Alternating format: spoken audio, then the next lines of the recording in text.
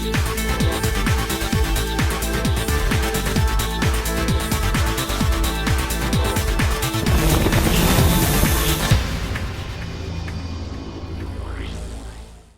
you doing, everybody? This is another TFI Drones video, and this is a video of the N1 OSD from GoodLuckBuy, and this OSD is designed to work with the NASA Lite, NASA V1, NASA V2, and some versions of the NASA that comes on the DJI Phantom. The deal with this OSD is that this OSD was designed to work with the GPS antenna of the NASA. I did make two videos previously of this unit, and one video teaches you how to hook this OSD with your FPV equipment and how to hook it up to your NASA and NASA GPS antenna.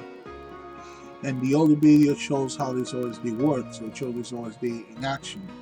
This video is going to be basically a video that's going to show different screenshots that they were translated from Chinese into English, because unfortunately this OSD, everything on the menus and everything on the different layouts that you get to pick, so you can go and fly, everything is written in Chinese. Okay, so I did translate all that in English.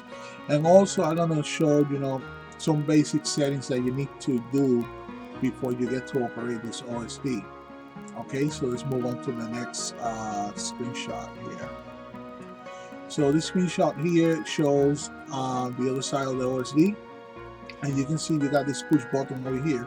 This push button serves two different purposes. This push button is a reset button, but at the same time it's a push button that will allow you to go to the main menu and to scroll to the different options in the menus and to change different settings on those options. Okay, so the way it works is that if you want to reset all the values before you take off and fly, you just momentarily press the button and it will reset everything. Now if you want to go to the main menu and to different options, different selections of the menu, you have to hold it down and it will take you there. So let's go to the next screenshot here. Okay, and as you can see, this is the splash that you normally see on the OSD, and this thing will show the moment you plug in and power up your aircraft. This is the first thing that's going to come up before the OSD goes to the normal regular screen. But also every time you get out of the main menu, when you're doing settings on the menu and you get out, you click save and exit, it's going to show you this.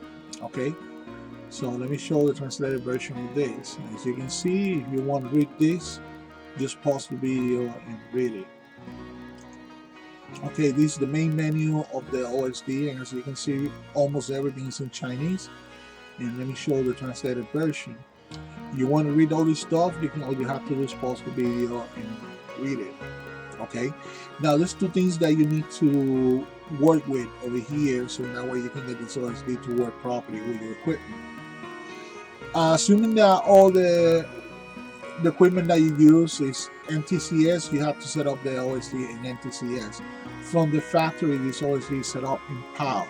Now PAL and NTCS is written in English, or at least when it comes to this, you're not going to have no issues to understand it. Okay, so you have to change it to PAL or NTCS, depends what equipment you got on your aircraft. Now this second option over here, it allows you to change to different kind of screen layouts that this OSD got to offer. The first one is named Chinese, and this one is kind of, it will give you a layout similar to the Cyclops OSD, that is also similar to the fighting jet HUD kind of layout. The second one is going to say in English, it's going to say DJI, and that one pretty much is going to be the same as the IOSD Mini, except that you're not going to have the artificial horizon. The third one is similar to the DJI IOSD, except that this one, they move some of the different things that you read on the screen, they move around a little bit and they add coordinates. So it's named from definition. Okay. So once you do these two particular settings, if you're satisfied with what you did, all you have to do is go here and click Save and Exit, and you will go back to the main screen of the OSD. Now, if you did something wrong, all you have to do is go back to the menu and then click over here, Recovery to default setup. So you're going to set up the OSD to the factory settings. Now, this is a second menu that this OSD got that you click here will take you to the second menu. It will allow you to fine-tune everything the OSD does. Now, personally, I find that unnecessary because I did find this OSD, pretty accurate. But let me show you the second menu. This is the second menu in Chinese, okay? And let's show the translated version. As you can see, if you want to read all this stuff here, you can, pause the video and read it. So one thing is, whatever you decide to change over here, you have to highlight, let's say you want to change any settings over here, you highlight this, then hold press, the push button on the OSD is going to take you here. Then when you decide to do any changes on any of these options here, it's going to take you to like a small sub menu, and you're going to see, different values over there that you can get to change.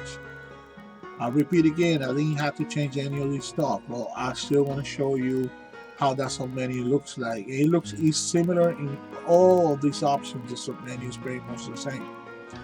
Assuming that you don't do any adjustments, all you have to do is just go to this the final option, and that will be exit.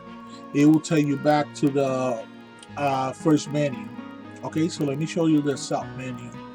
This is the sub menu, and this is the translated sub menu. So you can see here everything. You can see whatever you decide to change. When you're done changing it, you click save.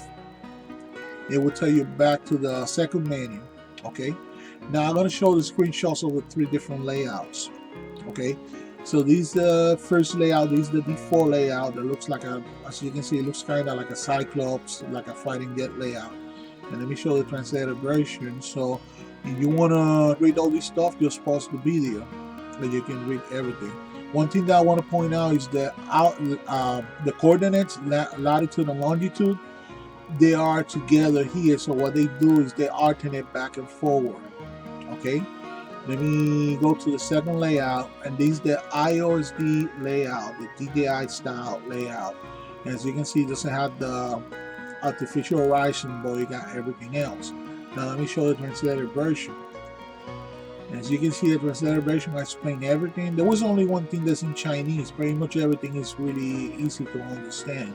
Okay, it even got the little diamond that moves back and forward that shows you where home's at. Now the third and final layout, that in a matter of fact, this is the one that I'm currently using on my aircraft. As you can see, it kind of looks like the IOSD DJI layout, but it got the coordinates in the top. Okay, so let me show the translated version, and if you want to read all this stuff, just pause the video. Okay, so you can see that I got the coordinates, and it's the same way, alternate back and forward between our latitude and longitude. Okay, so pretty much this is the end of the video. I hope this video was helpful for all of you guys, and please don't forget to rate, comment, subscribe, favorite this video, and share this video with others. Okay, thanks for watching.